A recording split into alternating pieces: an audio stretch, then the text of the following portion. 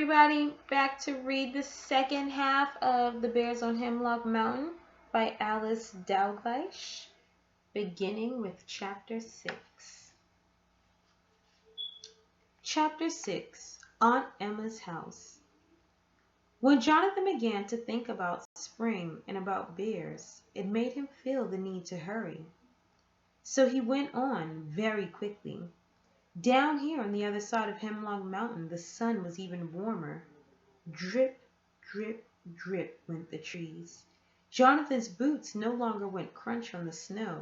They sank into it, and he made bigger footprints than before. Soon as he was at his Aunt Emma's house, by the gate some hungry birds were hopping about in the snow. Jonathan felt in his pockets. Yes, there were a few crumbs. So he threw them to the birds and went round to the back door. Jonathan lifted the brass knocker and let it fall. How loud it sounded! But it was a cozy, comfortable sound, not a lonely one. Jonathan had come over Hemlock Mountain, and here he was, safe at his aunt's house. He began to feel big and noble and brave. Jonathan seemed to grow an inch taller as he stood waiting for his aunt to open the door. Footsteps came hurrying through the kitchen.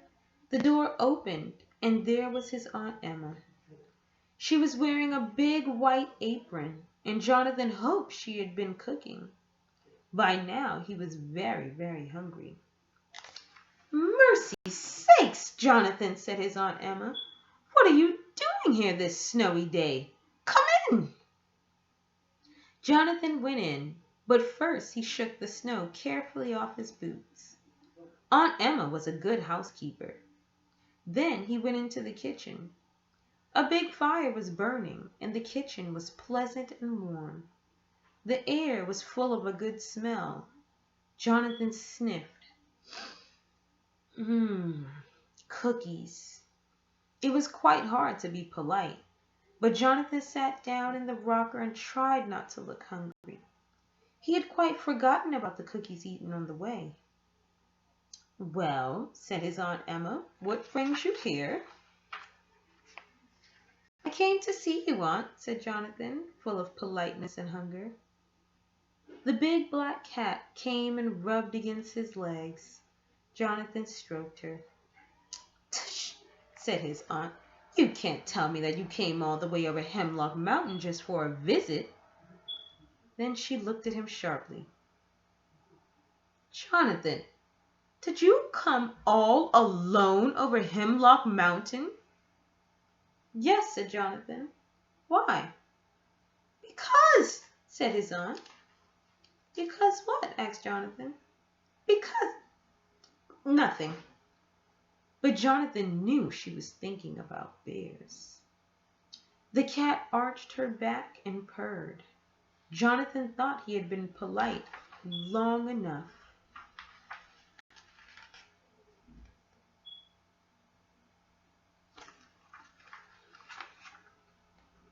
So he allowed himself to give just a small sniff. "Smells good in here," said Jonathan. "Mercy sakes," said his aunt. "You must be hungry coming all the way over the mountain. Would you like a cookie?" "Please." "Thank you," said Jonathan, hoping he did not sound too eager. Hoping, too, that it would not be just one cookie. He need not have worried. His aunt brought a plate with a whole pile of crisp, crunchy cookies. She put them on the table beside him. Then she brought a mug and a big blue pitcher of milk. The cookies were good. Not as good as his mother's, perhaps, but good just the same. Jonathan rocked and munched on cookies. He drank milk. He rocked and munched and drank. The clock on the kitchen shelf did its best to tell him that time was passing.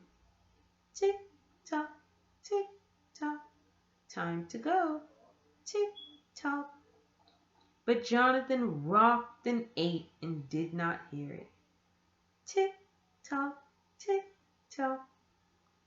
The fire was warm and Jonathan was most awfully full. He stopped rocking and slowly,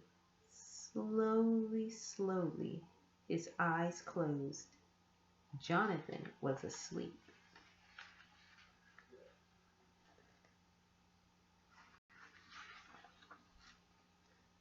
Mercy sakes, thought his aunt. I wonder what that boy wanted. But it would be a shame to wake him. So she let him sleep. Chapter 7. There May Be Bears. Time went on. Jonathan slept. The sun went lower in the sky. Tick-tock, said the clock. Time to go. But Jonathan went on sleeping. The big black cat had also been sleeping by the fire. Now she got up, stretched, and came to rub against Jonathan's legs. As she rubbed, she purred, a loud rumble of a purr, and then at last Jonathan awoke. At first he did not know where he was. Then he remembered. "Oh," he said, "it is late, and Ma said I must be home before dark." "There is still time if you hurry," said his aunt. She wondered if Jonathan had come there just to eat her cookies. Why should he when his mother made such a good cookie on her own? It was quite a puzzle. Jonathan put on his muffler and his coat and his boots. "Goodbye, Aunt Emma," he said politely. "Goodbye, Jonathan. Do not waste time going over the mountain." "Why not?" Because what?" "Oh, just because." Jonathan was quite sure she was thinking about bears, but he was brave, and off he went toward Hemlock Mountain. Jonathan had gone quite a way before it suddenly came to him. He stood still in the snow, feeling very cross with himself. You and I know what he had forgotten. The big iron pot. There was nothing for poor Jonathan to do but to turn and go back. "How silly am I," he said to himself. "How silly I am." In a short time he was back at his Aunt Emma's house. Once more he lifted the brass knocker. Aunt Emma came to the door. "Jonathan, did you forget something?" "I forgot what I came for," Jonathan said truthfully. "Mom sent me to ask for the loan of your big iron pot. After the christening, all the aunts and uncles and cousins are coming to supper. And as I am one of them, I'll be glad to lend you my big iron pot," said Aunt Emma. She went to the kitchen and came back with a big iron pot. It was very large. Now, Jonathan did not feel as if he had grown at least an inch. He felt like a very small boy. "Do you think you can carry it?" "Indeed I can," said Jonathan, trying to feel big and brave again. He took the pot by the handle and started off toward Hemlock Mountain. When he was out of sight of his aunt's house, he began to worry. "He is not very big," she told the black cat, "and it is growing dark." "Oh, don't tell me," said Jonathan's aunt with crossness in her voice. "You know, there may be bears on Hemlock Mountain."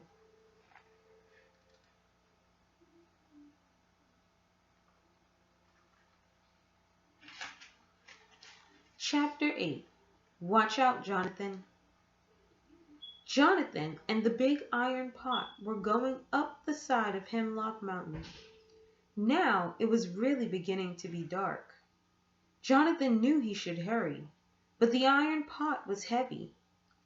Jonathan's steps were heavy and slow. This time he was stepping in the big footprints he had made coming down. It was really and truly dark. The tall trees were dark. The woods were dark and scary.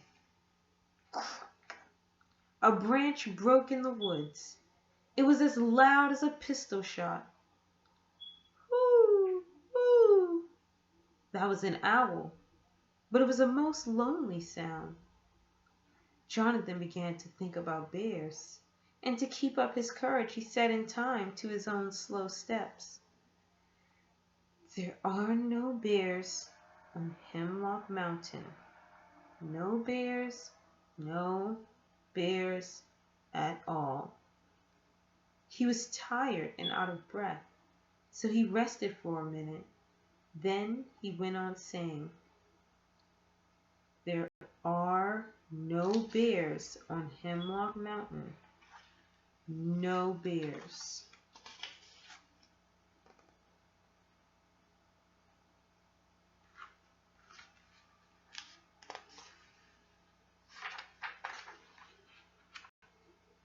"Watch out, Jonathan, watch out." What was that? Among the trees, right on top of the mountain, two big, dark. What could they be? They moved slowly, slowly, but they were coming nearer and nearer and nearer. Jonathan had to think quickly. There was only one thing to be done. Jonathan did it. He put the big iron pot upside down in the snow. Then he dug out a place and crawled under it. The pot was like a safe house. Jonathan dug out another little place in the snow so that he could breathe. Then he waited.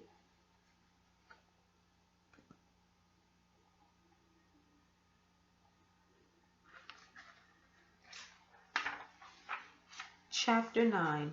Paws on the Snow. Crunch, crunch, crunch. It was the sound of big, heavy paws on the snow. The bears were coming. Crunch, crunch, crunch. Nearer and nearer and nearer. Jonathan's hair stood up straight on his head. He thought about a lot of things. He thought of his mother and father and the gray stone farmhouse. Had they missed him? Would they come to look for him? He thought about the bears and wondered how they knew it was spring. Crunch, crunch, crunch.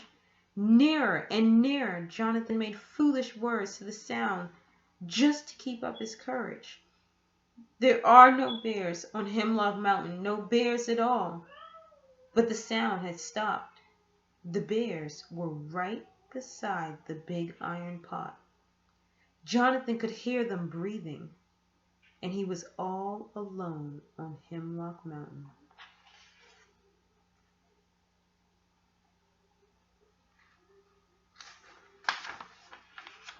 Suddenly, above the breathing of the bears, Jonathan heard a noise.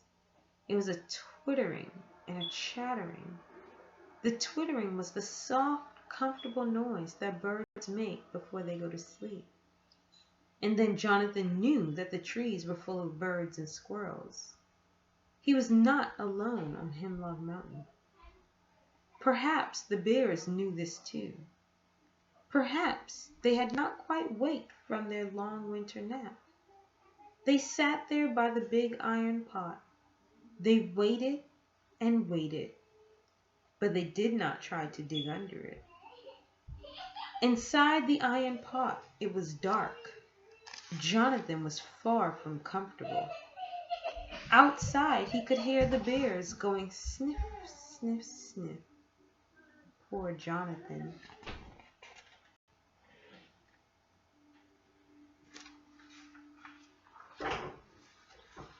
"Oh," he said to himself, "why did I wait so long at Aunt Emma's? Why did I eat so many cookies? Why did I go to sleep?" There did not seem to be any answer to these questions, so he stopped asking them. The birds kept up their twittering, and the squirrels kept up their chattering.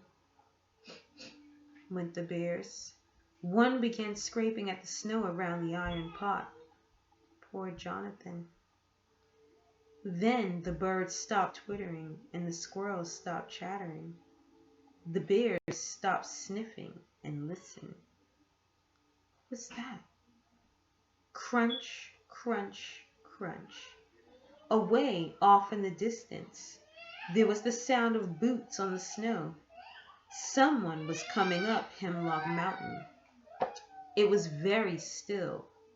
The only sound was the crunch of boots, and at last Jonathan heard it, his father's voice. "Hello, Jonathan! Hello, Pa!" Jonathan's voice did not sound very loud under the iron pot. Would his father hear it? Again his father's voice came nearer and nearer. "Hello, Jonathan!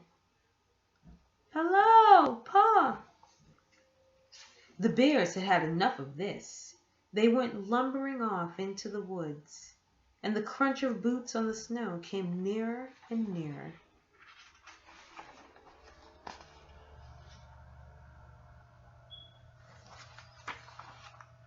Chapter 10.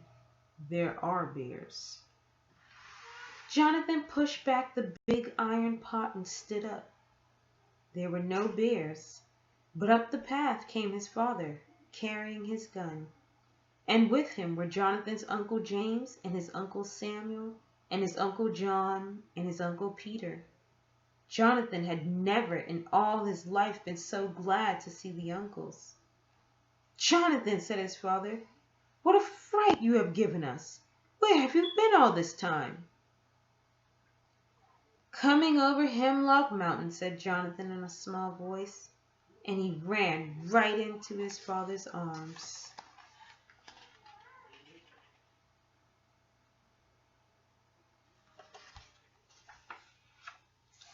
"Well," said his father, when he had finished hugging Jonathan, "what is this?"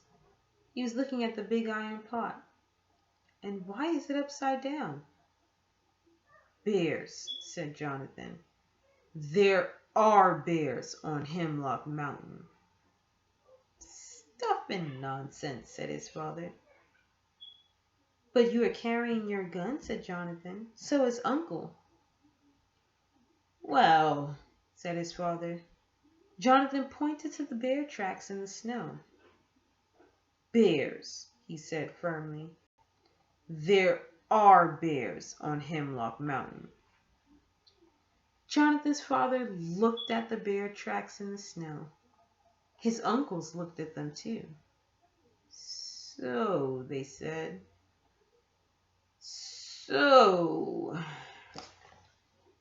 And the uncles went off into the woods with their guns. "You and I must go home, Jonathan," said his father. "Your mother is worrying herself sick. You have been a mighty long time coming over Hemlock Mountain." "Yes, Pop," said Jonathan, and he hung his head. "But what kept you so long?" asked his father. They were going down the mountain now, and Jonathan's father was carrying the big iron pot. "Well," said Jonathan, "first I ate cookies, then I drank milk, then I slept." Said his father.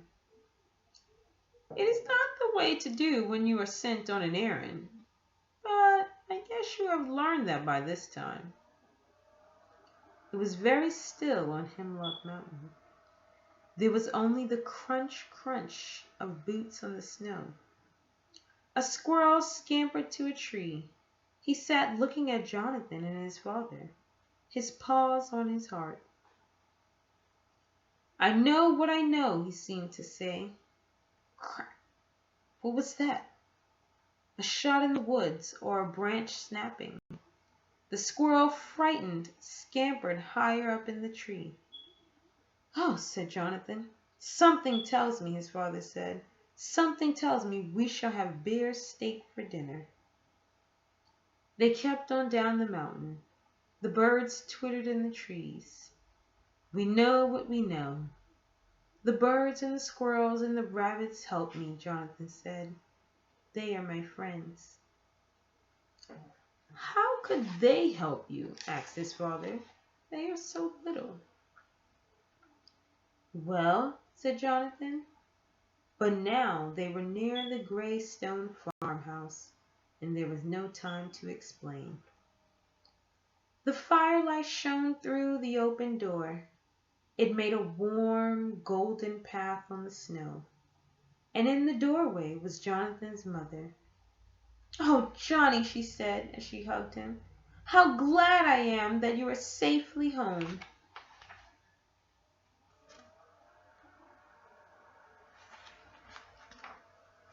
As for Jonathan, all he said in a rather out-of-breath way was, "There are bears on Hemlock Mountain. There are bears." Then he took the iron pot from his father and set it down in the middle of the floor. Now his voice was proud. "I brought it," he said, "all the way over Hemlock Mountain, and here it is."